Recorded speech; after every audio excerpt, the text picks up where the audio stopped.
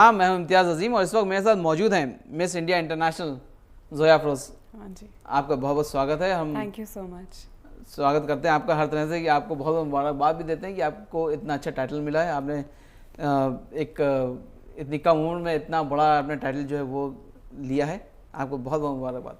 Thank you so much. Thanks कि मुझे आपने यहाँ पर बुलाया और आप सबसे बात करने का मौका मिला मुझे। मुझे ज़्यादा खुशी है इस चीज़ की। हम ये कहेंगे कि ये जो खुशी है, हाँ जी। क्या इसको लफ्ज़ों में बयान किया जा सकता है? ऐसे तो नहीं किया जा सकता क्योंकि और दूसरी तरह से देखा जाए तो मेरे पास इतना कुछ है बोलने के लिए कि मुझे समझ नहीं आ रहा मैं कहाँ से शुरू करूँ। तो दोनों ही तरफ से है।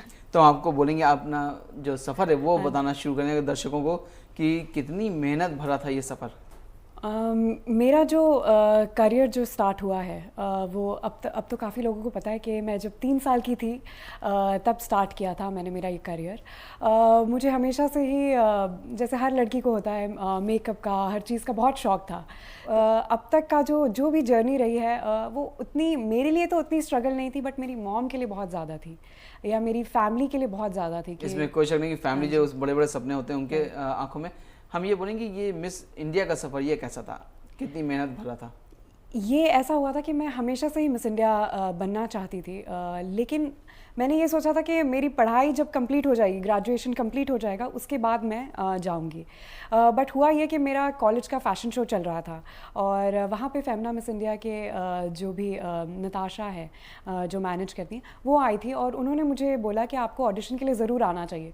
तो मैं बहुत ही कन्फ्यूजन में पड़ गई कि अभी तो मेरी पढ़ाई कंप्लीट नहीं हुई है, पता नहीं मुझे अभी जाना चाहिए या नहीं जाना चाहिए, क्योंकि मैंने उनसे सिर्फ एक ही बात पूछी थी। मैं अभी सिर्फ 18 ईयर्स की हूँ और वहाँ पर लड़कियाँ होंगी 23-24 ईयर्स की, तो पता नहीं मैं उनके सामने कम्पीट कर भी पाऊँगी या नहीं कर पाऊँगी, मुझे पता नहीं था।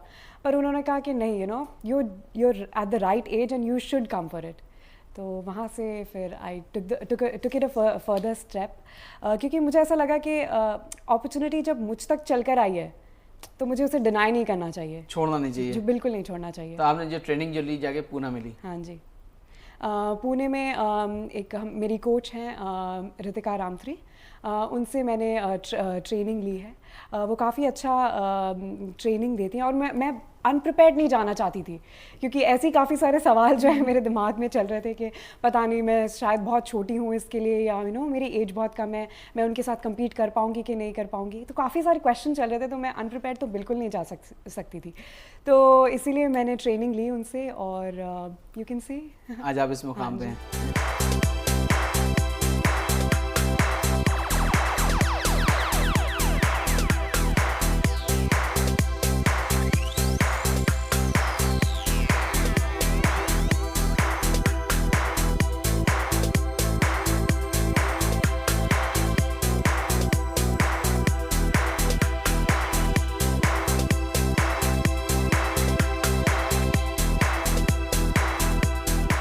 हम बोलेंगे रोल मॉडल हमेशा से ऐश्वर्या थी आपकी?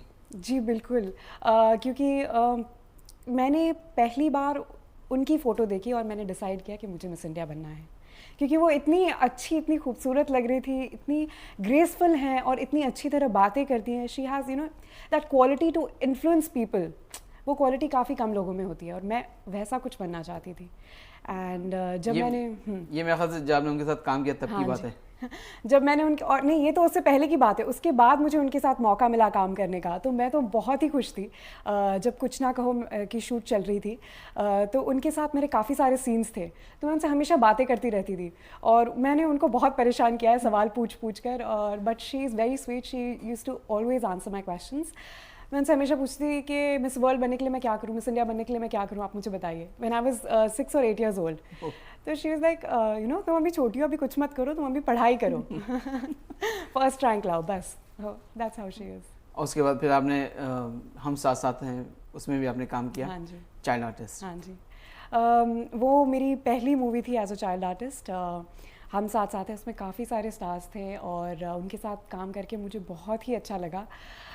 मुझे खैर उतना तो याद नहीं है क्योंकि मैं 3 साल की थी, बट फ़ोटोज़ देख देख के थोड़ी बहुत मेमोरीज आ जाती है वापस, तो अच्छा एक्सपीरियंस था। अब आप उन जो एक्टर्स थे उसमें, सैफ भी थे, सलमान भी थे, किसके साथ काम करना चाहेंगे आप? ऑनेस्टली बताओ तो मैं सबके साथ काम करना चाहती हूँ, मैं सबसे मिलना चाहती हूँ एक्चुअली, क्योंकि मुझे यकीन है कि वो बहुत खुश होंगे ये जान के कि मैं उनके साथ मैं उनके साथ काम कर चुकी हूँ बचपन में, तो I think it will be really nice to meet them and work with all of them actually. कुछ याद है मेमोरीज उस वक्त की सैफ के साथ, सलमान के साथ? ऐसे तो जैसे मैंने कहा मुझे ज़्यादा याद नहीं, बट फ़ोटोज़ देख के थोड़ी बहुत मेमोरीज आ जाती है, लेकिन एक इंसिडेंट मुझे याद है जब हम ABCD गाने की शूट कर रहे थे बस में, तब हमने बहुत मज़े किए थे। हम शूट चल रही थी ऐसा बिल्कुल नहीं लग रहा था हमें, क्योंकि सब इतने मज़े कर रहे थे बस में जो शूट था। हम पिकनिक पे जा रहे हैं और सब गाना गा रहे हैं, मस्ती कर रहे हैं, तो माहौल वहाँ उस बस का वैसा ही हो गया था, तो बहुत मज़ा आ रही थी। ये ताज आपके ऊपर बहुत ज़्यादा खूबसूरत लग रहा है। जब ये ताज आपने सर पे पहना, उस वक्त की फीलिंग क्या थी? मैं जब हम टॉप 5 में सिलेक्ट हुए तब मुझे पूरा यकीन था कि मैं विनर बन के ही रहूँगी, अब तो मुझे कोई नहीं रोक सकता। जब विनर अनाउंस करने की बारी आई, मेरे दिमाग में बस एक ही चीज़ चल रहा था, बस 23 नंबर अनाउंस कर दो बस मुझे और कुछ नहीं सुनना क्योंकि मेरा कंटेस्ट नंबर 23 था। तो और कोइंसिडेंटली ये हुआ कि हमेशा मेरा लास्ट नंबर था, बट अनाउंस हमेशा सबसे पहले हो रहा था, तो आई गॉट लकी देयर। जैसे ही उन्होंने मेरा नाम अनाउंस किया, आई थॉट फाइनली जो ड्रीम मैंने हमेशा से देखा है, finally I am living that dream, so it was amazing. वो सपना जो है पूरा हो गया आपका। हाँ जी, खास तौर से माँ बाप का सपना जो था। हाँ जी, सबका सपना था, मॉम का, डैड का, मेरा। तो आप किस करियर में बोले, आपकी जो माँ है उनका बहुत बड़ा हाथ है? सबसे बड़ा हाथ उनका है, क्योंकि मैं तो छोटी थी, मुझे पता नहीं कहाँ जाना है, क्या करना है। मेरी मम्मी थी जो मुझे ऑडिशंस पे लेके जाती थी, मेरे स्कूल जाना, छुट्टी लेना, फिर उसके बाद ऑडिशंस पे लेके जाना, वहाँ सेलेक्ट हुए तो उन्हें डेट्स देना, फिर उसके बाद मेरे स्कूल के प्रिंसिपल से छुट्टियाँ लेना, एग्ज़ाम्स हैं नहीं हैं उसका ध्यान रखना। इनफैक्ट मैं होमवर्क भी अपना आधा सेट पर ही करती थी, मेरी आधी पढ़ाई तो सेट पर ही हुई है ऐसा, तो उन्होंने काफ़ी मेहनत किया है, उनका सबसे बड़ा हाथ रहा है इसमें। आपकी पैदाइश लखनऊ में हुई। हाँ और तकरीबन 4 महीने की थी जब आप जो है शिफ्ट कर गई? नहीं, 4 महीने की नहीं थी, मैं 10 दिन की थी। 10 दिन में आप शिफ्ट कर गई थी?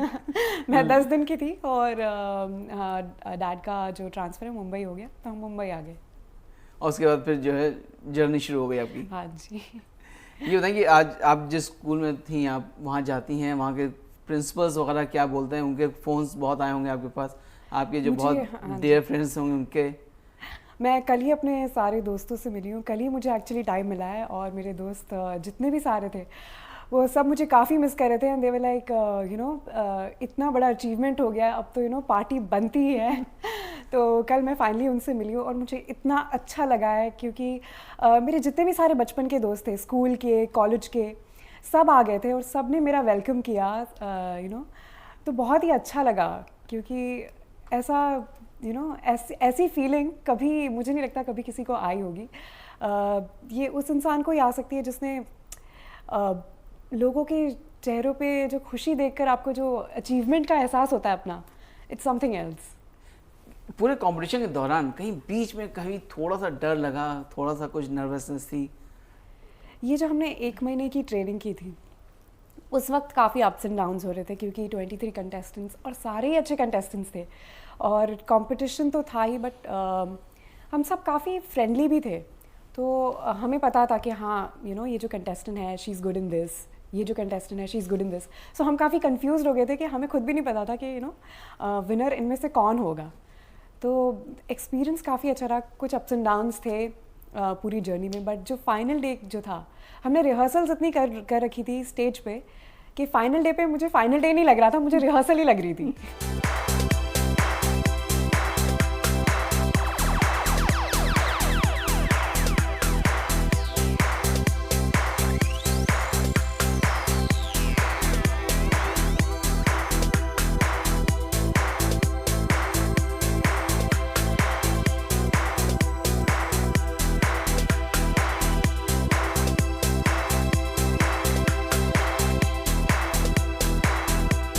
कोई ख़ास बात जो आपको अपने अंदर लगती है बहुत ख़ास है, ये मेरी क्वालिटी है, उसको कोई मैं पहचानती हूँ अच्छी तरह से, वो क्या है? मुझे मेरे बारे में एक जो बहुत ख़ास बात लगती है, क्योंकि मैं बहुत ही कॉन्फिडेंट हूँ। और सेल्फ बिलीफ बहुत ज़्यादा है। मैं खुद पे यकीन रखती हूँ और मुझे पता है कि मैं अगर कुछ कर रही हूँ मैं उसे अपना 100% दूंगी और मैं करके ही रहूँगी। सो ये बात मुझे अपनी बहुत अच्छी क्या बात है, बहुत अच्छी बात है। अब आगे क्या सोचा आपने, जर्नी? अब जर्नी है, इंटरनेशनल पैजेंट है, इंडिया को प्राउड करना है जैसे हमेशा से मैंने सोच रखा था। अपना 100% देना है, बेस्ट परफॉर्मेंस देनी है और इंटरनेशनल क्राउन वापस लाना है। उसके बाद जो सोचा है वो ये है कि एक्टिंग के अलावा मुझे और कुछ आता नहीं है तो मैं एक्टिंग फील्ड में ही जाऊंगी। देखते हैं how it goes, fingers crossed. और क्या कह सकती हूँ। अभी कुछ घबराहट है थोड़ी सी कि इंटरनेशनल अब लेवल पे जाने वाली हैं? हाँ जी, उसकी तैयारी अलग से होती है, बहुत डिफरेंट होता है बिकॉज रिस्पॉन्सिबिलिटी बढ़ती जा रही है। पहले ये जो पैजेंट है मैं सोच रही हूँ ये तो ख़त्म ही नहीं हो रहे, एक के बाद एक आ रहे हैं। क्योंकि पहले मिस इंदौर था, पहले मैं सोच रही थी ओ माय गॉड मुझे मिस इंदौर बनना ही है, जीतना ही है किसी भी तरह। मिस इंदौर जीत गई, फिर उसके बाद ओ माय गॉड अब तो मिस इंडिया है, इससे भी बड़ा पैजेंट, ये तो मुझे जीतना ही है, वो भी जीत गए। अब मिस क्या बोलते हैं, इंटरनेशनल पैजेंट है। तो अभी भी वही फीलिंग है कि ये 2 पैजेंट्स तो हो गए, मिस इंटरनेशनल भी जीतना ही है किसी भी हाल में। अच्छा, कहते हैं कि मॉडलिंग के बाद, खासतौर से मिस इंडिया बनने के बाद, बॉलीवुड के रास्ते बहुत आसान हो जाते हैं, ऑफर्स आने लगे? मैं ऐसा नहीं मानती। मैं ये मानती हूँ कि अगर आप किसी चीज़ में अगर आपको कोई चीज़ पसंद है और आपको आपकी दिलचस्पी है उस चीज़ में और आप बहुत ही अच्छे हैं उस चीज़ में, तो आपको कोई रोक नहीं सकता वो काम करने से। आप चाहे कुछ भी कर ले, भले ही वो स्ट्रगल का पीरियड रहता है, बट आपको कोई रोक नहीं सकता वो काम करने से। जैसे मुझे बहुत एक्टिंग में बहुत इंटरेस्ट है, तो I know and somewhere deep down inside my heart I know I will and up doing that. किसके साथ डेब्यू करना चाहती हैं? ये तो बहुत ही मुश्किल सवाल है क्योंकि सारे इतने अच्छे स्टार्स हैं। आई डोंट नो, किसी भी मैं तो एक्चुअली बहुत सारे स्टार्स के साथ काम करना चाहती हूँ। Saif, Salman, everyone, I like everyone. अगर आप सैफ सलमान के साथ डेब्यू करने लगे तो आप उनको बताएंगे जरूर मैं इतनी करी थी और आज मैं आपके साथ काम कर रही हूँ, ऐसा? ज़रूर, ऐसा मौका आई होप मेरी लाइफ में आए। ज़रा लगता है कि कहीं कुछ बॉलीवुड की जो लाइन है बहुत टफ है, बहुत टफ कंपटीशन है। वो तो है ही, बिकॉज आपको हार्ड वर्क बहुत करना पड़ता है इस फील्ड में। जो स्क्रीन पे दिखता है वो स्क्रीन के पीछे उतना अच्छा नहीं होता, उसके पीछे जो हार्ड वर्क होती है वो बहुत ज़्यादा होती है। हम स्क्रीन पे तो देखते हैं कि बहुत ग्लैमरस है, इतने अच्छे से स्टार्स रह रहे हैं 5 स्टार होटल में, 7 स्टार होटल में, और बहुत ही लग्जूरियस लाइफ है। बट उस लग्जूरियस लाइफ को जीने का मौका ही नहीं मिलता, क्योंकि वो हम 24 आवर्स वो काम ही करते रहते हैं, या फिर काम करते हैं सोते हैं, काम करते हैं सोते। तो वो लग्जूरियस लाइफ जो पूरी दुनिया सोचती है वो उन्हें जीने का मौका एक्चुअली नहीं मिलता, क्योंकि वो हमेशा काम करते रहते हैं। तो आपने सोचा कि जो लाइफ अब इससे पहले भी जी रही थी आप लाइफ, बढ़िया मज़े में आप कहीं भी घूम रही हैं, चाहे अपने घर के आसपास घूम रही हो, कहीं भी बॉम्बे में घूम रही हैं और कोई रोक टोक नहीं है, लेकिन अब वो लाइफ जो छिन गई है, अब वो छिनने वाली है पूरी तरह से। नहीं, ऐसा कुछ नहीं है, मैं अभी भी घूम सकती हूँ, ऐसा कुछ नहीं है। मैं कल ही अपने फ्रेंड्स के साथ घूम रही थी, तो ऐसा कुछ नहीं है। आप लेकिन आने वाले टाइम में जिस तरह आप सोच रही हैं बॉलीवुड में एंट्री लेने के लिए, बॉलीवुड में स्टार बनने के बाद वो चीज़ बहुत पीछे रह जाती है फिर। आई होप ऐसा ही हो। आई होप मुझे घूमने ना मिले। बेटर है, उसके लिए वो बेटर तैयार है, बिल्कुल तैयार हूँ मैं। घर वालों के क्या तासुरात थे जाहिर सी बात जीतने के बाद? पहले जो उनके जो ज़बान से निकला, क्या निकला आपके लिए? सबसे पहली बात तो उनकी स्माइल्स इतनी बड़ी थी उस दिन कि मैं बस उन्हीं को देख रही थी। दे वर सो हैप्पी। जैसे ही क्राउनिंग हमारी ख़त्म हुई, मेरे मॉम, डैड और मेरा भाई और मेरी फ्रेंड स्टेज के नीचे ही खड़े थे, तो वो जैसे ही फटाफट स्टेज पे आ गए और सारे लोग फ़ोटोज़ खींच रहे थे, तो वो देखकर वो इतने खुश हो रहे थे। उन्होंने भी काफ़ी सारी फ़ोटोज़ खींची और मैंने सबसे पहले जाकर उन्हें हग किया।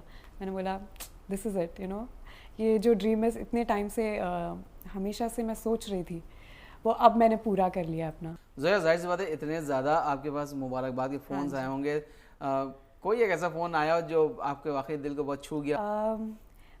अनएक्सपेक्टेडली जो सहारा सहारा परिवार के जो चेयरमैन हैं ऑनरेबल सहारा श्री, उन्होंने मुझे कॉल किया एंड पर्सनली उन्होंने कॉन्ग्रेचुलेट किया. सो आई फेल्ट सो ब्लेस्ड कि उन्होंने अपने बिजी स्केड्यूल से इतना टाइम निकाला मेरे लिए और पर्सनली मुझे कॉन्ग्रेचुलेट किया, तो मुझे बहुत ही अच्छा लगा. एंड तब मुझे एक्चुअली एहसास हुआ, oh my God, now I am actually a beauty queen. इसमें कोई शक नहीं, क्योंकि सारा शी ने आपको कॉन्ग्रेचुलेट किया और जाहिर से बहुत बड़ी बात है. बहुत खुशनसीब हम बोलेंगे, आप बहुत खुशनसीबी आपकी कि इतना बिजी रहते हैं उसके बावजूद उन्होंने वक्त निकाला आपको वही, because I was so surprised कि वो इतने बिजी हैं और उन्होंने मेरे लिए टाइम निकाला और मुझे कॉन्ग्रेचुलेट किया पर्सनली. तो it was a different feeling all together and everybody at home was so excited. लेकिन जोया, ऑनरेबल सारा शी जी के लिए हम बोलेंगे कि वो जो है हमेशा नए जो टैलेंट होता है उनको बहुत प्रोत्साहन देते हैं. हाँ जी, और ये दुनिया उनकी ये खूबी जानती है. जी बिल्कुल. और जाहिर सी बात है उन्होंने आपको भी प्रोत्साहन दिया है और मुझे पूरा यकीन है कि उनका जो आशीर्वाद है वो आपके लिए जो है कहीं ना कहीं बहुत कामयाबी साबित करेगा.